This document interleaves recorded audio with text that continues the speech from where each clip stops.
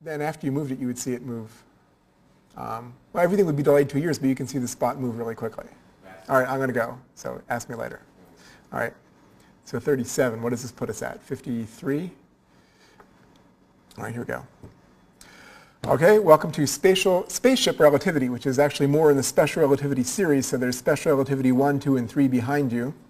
Soon I'm going to get to quantum paradoxes, but we're in Special Relativity right now. So if you're in a spaceship, what do you see? We're actually going to do trains a little bit, too. So what is this? Who am I? My name is Robert Nemiroff. I'm a professor of physics at Michigan Tech, and this is Physics X, also called Extraordinary Concepts in Physics. This is actually being taught for credit at Michigan Tech, and there are students right in front of me, real students. This course is being taught in 15-minute segments and does not require a textbook. Even if you're not in the course, even if you're just surfing around on the web, please feel free to click and enjoy and post comments. Okay, so now we're going to get into one of the more controversial paradoxes of special relativity, the Ehrenfest paradox. Einstein himself was considered thinking about this. He thought about many of them, actually. He was really good at these. Probably the best of anybody. So a rigid ring, you just have a ring, and you start to rotate it. What could be simpler than that? You got a ring. You rotate the ring. Simple, right? What's the problem? Does its radius decrease? So this is reformulated in a way that there's actually something that happens. You would think it might if there's Lorentz contraction, right?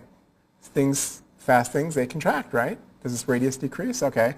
So reformulated, let's say you have train cars that sit on a circular track connected by taut strings.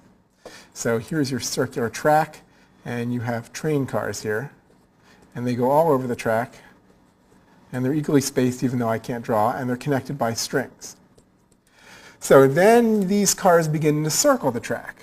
So it's like rotating the ring. It's the same thing. What happens to the strings? Do the strings droop? Do the strings break? Do the strings remain the same? Or did Ehrenfest, should we just ask Ehrenfest because he's the one who thought of this? This is a tough one, and people have debated this even in the literature for a while. This gets at the heart of some of special relativity in some ways, because here you're not just seeing things. Here, if there's going to be contraction, a string is going to break. It's a little different. So is this contraction real enough? Is this special relativistic contraction real enough to break strings? Or is it just these visual anomalies that we see? And let's see. Oops. Sorry, I've got a little thing over here. Let's clear that and go to the next slide. The strings, it turns out, break. So there's something to this contraction. Length contraction actually makes the length of the train cars plus the strings contract. Every observer sees the radius as constant. However, observers rotating with the ring measure a larger circumference than observers at rest. Therefore, there's not enough, you need to stretch things. They're not connecting anymore. You need longer things because the person rotating with the cars sees the strings plus cars as occupying a longer length now. But the cars are too rigid to stretch, but the strings, they can break, so they break. So the cars plus the strings are now not long enough to cover the larger circumference. And this was a tough one, debated by many physicists for many years. And Einstein himself, I've actually tried to change the font on this, and it just won't let me do it. Google Docs don't let me do it. Einstein himself actually came to agree with this solution, that the strings break. And it's a fundamental experiment in special relativity. Hasn't actually been done, but it's agreed upon what would happen. Okay. Bell's spaceship inequality. Who's this Bell? Well, there's a famous Bell who is involved in quantum mechanics and Bell's inequality, and yes, he was interested in special relativity as well. And he asked the question, two spaceships connected by a string, they both accelerate. What happens to the string? Does that string break? Or does it not? Or does it become taut? So here's three things. String will droop. Since length contracts, the string will cover less length and bunch up. The string will break. Since length contracts, the string between the ships contracts but still must cover the same distance. Therefore, it can't cover the distance and it will break, or it will just remain the same. Because if you're in the spaceship frame, then shouldn't everything just remain the same? Just like if you're in the frame of the Ehrenfest paradox of the rotating cars, the trains going around the track. But the trains going around the track actually are a little different because they're going to actually notice an acceleration. They're not an inertial frame, strictly. Or they're asymptotically in one as you go far out. But these spaceships are going in a straight line. Are they going to break their strings or not? So the answer is controversial. And it actually gets, sometimes paradoxes in special relativity don't have simple, clean solutions like the Ehrenfest paradox. This one depends on when simultaneity in which spaceship actually begins accelerating first and what the exact magnitude of the acceleration of each spaceship is. You can get them to accelerate such that the strings always remain taut and never droop and never break. However, due to some ways of making this up, and this has been debated in literature, they will break if you accelerate the spaceships in some way, and they will even droop if you accelerate the spaceships in other ways. Okay, so here's something a little bit different. Is it possible for a human to go anywhere in the visible universe in a human lifetime without violating the laws of physics? This is, again, something I thought about a lot when I was an undergraduate. Here we have time dilation, which means that if you watch somebody in somebody's frame, their clocks appear to run slow. Of course, if you're in that frame, you're running slow and your clocks are running slow. So when you look at your watch, you say, oh, it's running normal speed. However, when someone in a different moving frame looks at your watch with their telescope, they say, no, that watch is running slow. Can you use this to go anywhere in the universe you want? No, because in order to do that, you must travel faster than c. Yes, you can do that because time dilation will save you. So the universe, again, starts to run slow, starts to contract, and if it runs slow and contracts, then I can get anywhere I want because it will be a universe that's contracted, so I can just go anywhere. And have I watched too much Star Trek so that I now begin to believe warp drive is real? Which of these is the solution? And the answer is you can go anywhere you want in the universe. So if something is 10 light years away, or let's say something is 100 light years away, and you think, well, I'm not going to live 100 years, I can't go there. The galactic center is 100,000 or so light years away. I can't go there, I'm not going to live 100,000 years. Not true. You can go. You just have to go really fast. And if you go really fast, length will contract and you can get anywhere. The problem is not one of physics. The problem is one of engineering. We can't create a spaceship that can accelerate like that. So you might think, okay, I can go there, but the speeds will kill me. But you can't tell you're moving at any speed. In fact, you can accelerate at 1g, which we're all experiencing right now. One acceleration toward the Earth, one Earth gravity toward the Earth. You can go anywhere at 1g, and at one acceleration you can go anywhere in the universe in a normal human lifespan. This is essentially like the twin paradox in a way, with you being the twin that leaves, except there are differences because even though you're accelerating at 1g, you could do this by going at a constant speed, and therefore each twin could do this. So there are differences. The universe contracts, as I said. This website here is one that will tell you some details on how to compute these things. So you can go to the nearest star. The nearest star is about 4.3 light years. And if you were traveling at 1g, one Earth acceleration in a spaceship, if you could sustain that, you could get there in 3.6 years. You could go there.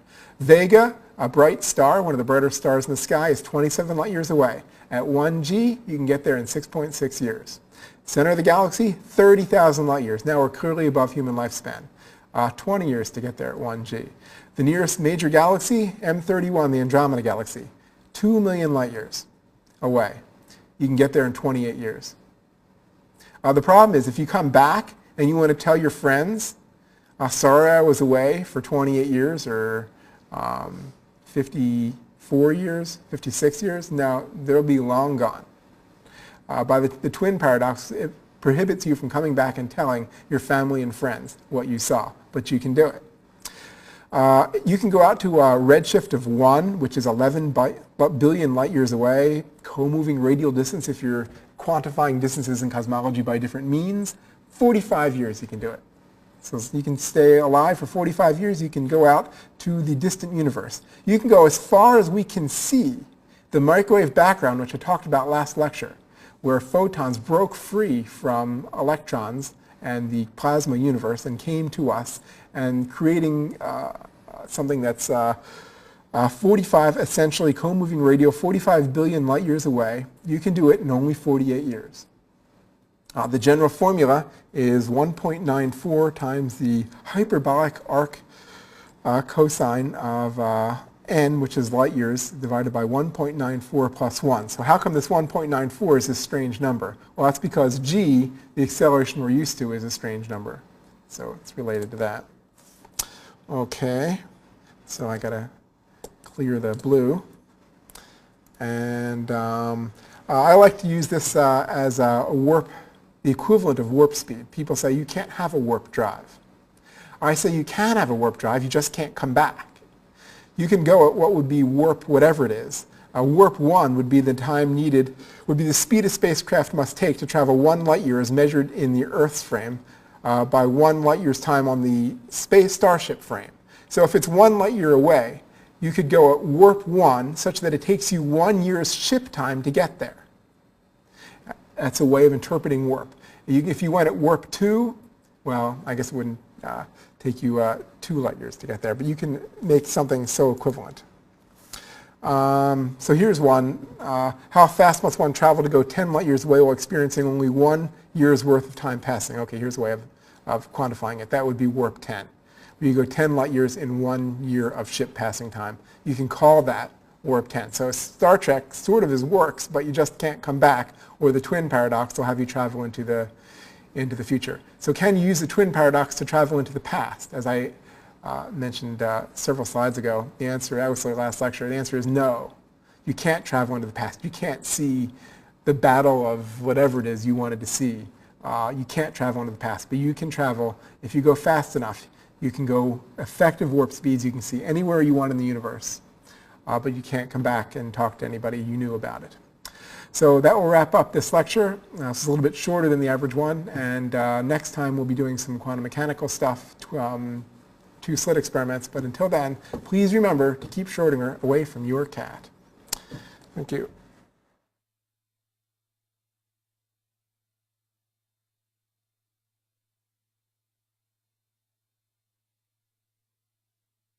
However long, right? You may be able to swing it, but you couldn't see the light traveling in the dome. Once you turn the flashlight on, if it was 1 light year away, the whole dome, it would take 2 years to reach the first spot.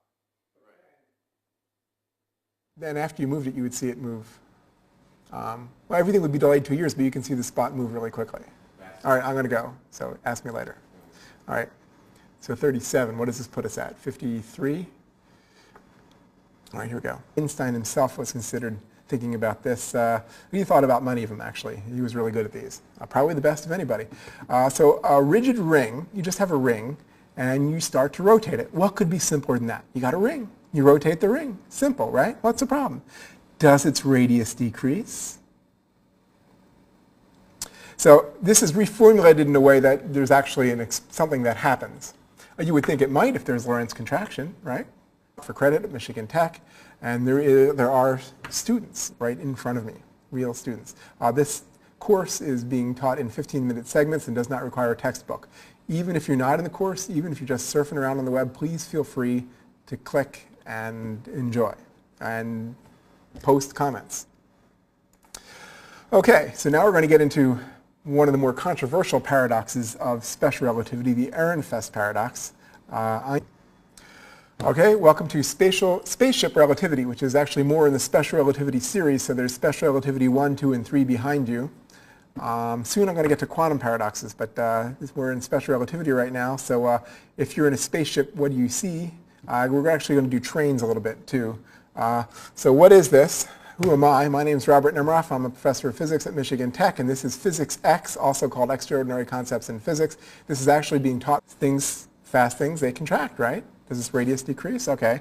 So reformulated, let's say you have train cars that sit on a circular track connected by taut strings.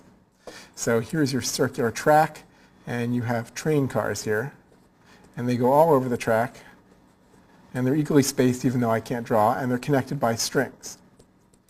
So then these cars begin to circle the track. So it's like rotating the ring. It's the same